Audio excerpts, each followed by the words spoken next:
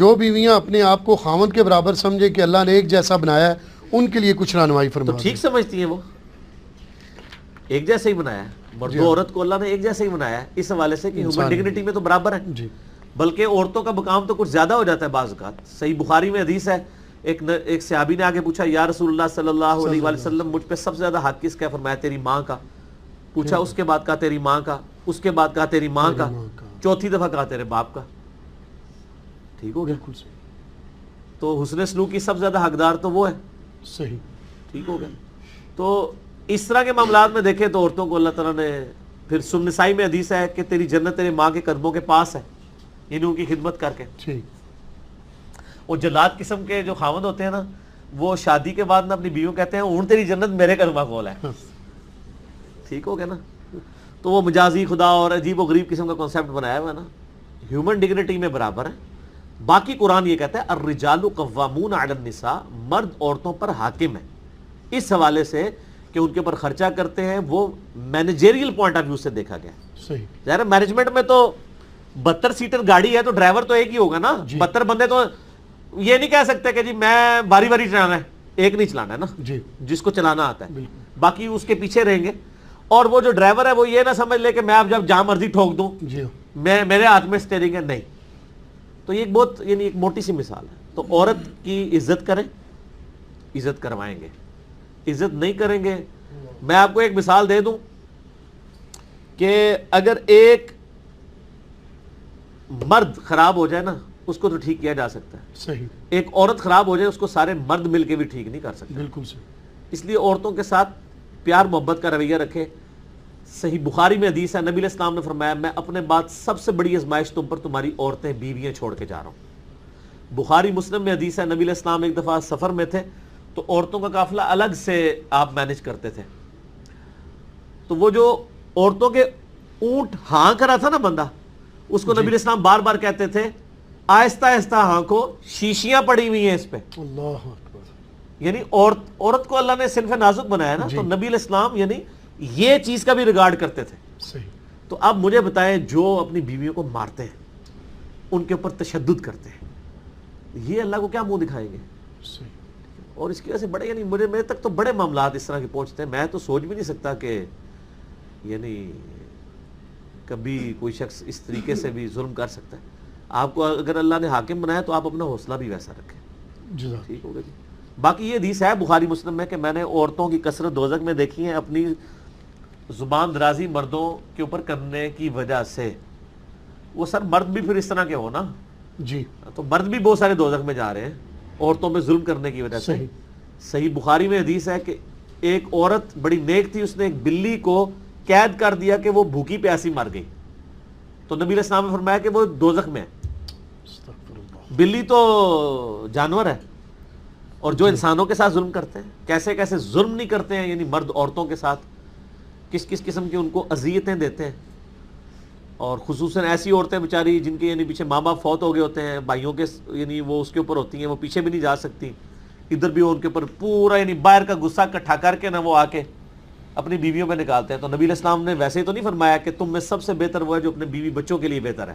صحیح، سر میری اپنی زندگی کا تجربہ ہے کہ جتنے خوش اخلاق میں نے باہر دیکھے ہیں نا، وہ اتنے ہی بد اخلاق ہیں اپنے گھر کے اندر، اللہ ماشاء اللہ۔ اور یعنی میں آپ کو پرسنل بتاتا ہوں، میں جتنا باہر ہوں نا بد اخلاق، اتنا ہی گھر میں ہوں، ٹھیک ہے۔ یعنی میں یعنی طبیعت میری تھوڑی سی اس حوالے سے ہے، یعنی وہ ظاہر ہے کہ یہ اسٹرکٹ طبیعت نہ ہو تو پھر مینیجبل فارم میں چیزیں نہیں یعنی کالج کے پرنسپل اگر سخت نہیں ہوگا تو وہ کالج تو نہیں چلا سکتا، وہ اس نے اڈاپٹ کرنی پڑتی ہیں اس کو چیزیں بعض اوقات معاملات کو، اور اس وجہ سے بعض اوقات کوئی ایسا ہوتا ہے، لیکن ایسا ہی یہ نہیں ہے کہ مطلب گھر جا کے تو مار کٹائی والا معاملہ ہے۔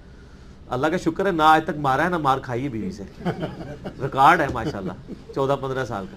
اور باقی یہ جو ہم کبھی اپنی مثال دے دیتے ہیں، یا میں اس کا یہ قطعاً مقصد نہیں ہوتا کوئی تکبر، میں بڑا حیران ہوتا ہوں کہ عمران خان صاحب جب کہتے ہیں نا میں کرکٹ کو سمجھتا ہوں، مجھے پتا ٹیم کیسے بنانی ہے، تو ان کو کوئی نہیں کہتا یہ بڑا متکبر ہے، وہ کہتے ہیں یار ٹھیک کہہ رہا ہے اس کی فیلڈ ہے۔ تو سر میں نے بھی اپنی زندگی کے 25-30 سال بخاری مسلم پہ لگائے ہیں نا، الحمدللہ۔ تو جب میں یہ دعویٰ کرتا ہوں کہ میں یہ وثوق سے کہہ رہا ہوں کہ اس طرح کی کوئی حدیث بخاری میں نہیں ہے، مسلم میں نہیں ہے، یہ فلاں جگہ ہے، تو مجھے کہتے ہیں تکبر کر رہا ہے. ہاں. میں اپنی فیلڈ، حالانکہ میرے دماغ میں تکبر ہوتا بھی نہیں ہے، میں اپنی وہ فیلڈ کی ایکسپرٹیز کا اظہار کر رہا ہوتا ہوں. اور میں حیران ہوتا ہوں کہ کرکٹر پہ کوئی نہیں بولتا، سیاستدان پہ کوئی نہیں بولتا. اگر کوئی مذہبی یعنی پیشوا اس حوالے سے کہ لوگوں کو دین سکھا رہا ہوا ایسی بات کہتے ہیں بڑا آکڑے ہوا ہے. آکڑا وہ بندہ ہے میرے بھائی کہ جب آپ کوئی ایسا شخص ہو جو عبادت بھی کروا رہا ہو اور آپ سے نذرانے بھی بٹور رہا ہو، اس کو آپ یہ باتیں کریں. جی. جو آپ کو اپنی جیب سے کھلا رہا ہو، جتنے یہاں مہمان آتے ہیں ہر اتوار، آپ دیکھ لیں ہمارا ہزاروں کا خرچہ ہوتا ہے، جزاک تو سارا اپنی جیب سے اللہ کی مدد سے کر رہے ہیں، تو ہمیں تو حق پہنچتا ہے. صحیح. لیکن ہم پھر بھی کسی کو ڈانٹتے نہیں ہیں. میں ویسے بتا رہا ہوں کہ نہ کوئی آئی نا. تو یعنی میری طبیعت پرسنلی میری طبیعت میں بہت زیادہ مزہ ہے، اور مزہ والا شخص ہی پھکیاں دے سکتا ہے، اینٹی وینم دے سکتا ہے، الزامی جواب دے سکتا ہے. صحیح. ورنہ ہم سکا سڑا بندہ یہ کام نہیں کر سکتا. جزاک. جی جی. جو اس کے بارے میں تھوڑا سا کرتے ہیں کہ جو ذہنی پریشانیاں تھے، ہاتھ تو نہیں اٹھاتے عورتوں پر، لیکن ایک دو فیملیز کے بارے میں ایسا دیکھنے ملتا ہے کہ وہ اتنی ٹینشن دیتے ہیں کہ وہ گھر کی بیوی جو ہے وہ اتنی ڈپریشن کے شکار، وہ بھی حرام ہے نا جی. 2 ہفتے تک نیند ہی نہیں آتی رات. نہیں وہ بھی حرام ہے جی. اس میں تو قرآن میں یہ آیا ہے کہ جب میاں بیوی کا اس طریقے سے اختلاف ہو، ایک حکم مرد کی طرف سے ایک عورت کی طرف سے آئے، اور وہ آپس میں یہ یعنی جس کو یعنی عورت والی سائڈ کے لوگ بھی حکم مانے اپنا کہ اس کا فیصلہ قبول کریں گے، اور مرد والے بھی، پھر وہ آپس میں یعنی ٹرمز اینڈ کنڈیشن طے کریں. اور اگر آپ کو یہ اندازہ ہو جائے کہ یہ بیانڈ ریپیئر ہے تو فوراً سے پہلے خلا کی طرف چلے جانا چاہیے، اگر یہ ساری چیزیں اسٹیبلش ہو جائے. یہ جو لوگ زبردستی نکاح چلاتے رہتے ہیں نا، ایک بچہ ہوا، 2 ہوئے، 3 4، پھر 10 سال کے بعد پھر بھی لادگی ہو ہی جاتی ہے، تو اس وقت بڑا کام بگڑ چکا ہوتا ہے. صحیح. ٹھیک ہو گیا. اس لیے اس طلاق کو حلال رکھا گیا ہے. ناپسند ضرور ہے لیکن حلال ہے کہ بسا اوقات جینونلی طلاق لینی پڑ جاتی ہے. ٹھیک. اسی طریقے سے بعض اوقات شادی کے بعد یعنی مرد جو ہیں وہ یعنی یہ ابھی جو بے اولادی والے معاملات چل رہے ہیں اس میں اکثر اوقات یعنی مردوں کے ساتھ بھی اس طرح کا معاملہ نکل آتا ہے، صرف عورتوں کے ساتھ نہیں، بانجھ پن، مردوں میں بھی بانجھ پن ہوتا ہے. تو وہ تو بہت کم ہوتا ہے کہ ان کی بیویاں طلاق لے لیں، بے شک. لیکن ادھر مرد جو ہے وہ دوسری تیسری کے لیے ایڑیاں اٹھا کے دیکھ رہا ہوتا ہے. ٹھیک ہو گیا. تو یہ بھی تو دیکھنا چاہیے. اور میں کہتا ہوں اکثر ایک عورت جس کا مرد بیمار ہو جائے پوری زندگی اس کی خدمت کرتی رہتی ہے، صحیح. بالکل. اور اس کے اگینسٹ اگر عورت بیمار ہو جائے تو مرد تو جناب دوسری تیسری شادی چھپا کے کر بیٹھتا ہے. تو پھر دیکھ لیں آپ فرق کتنا ہے. دوسری طرف یہ مجازی خدا بنے ہوئے جعلی قسم کے، اور حالت یہ ہے. تو پھر سر خدا آپ کو بڑا شوق ہے بننے کا مجازی، تو پھر خدا والا حوصلہ بھی رکھے نا. صحیح. خدا تو عطا ہی عطا ہے، لیتا کسی سے نہیں، دیتا ہی دیتا ہے. تجھے خدمتیں کرانے رہتے ہو، چھڑے ہی خدا بنے ہوئے ہو، مجازی خدا. ٹھیک ہو گیا.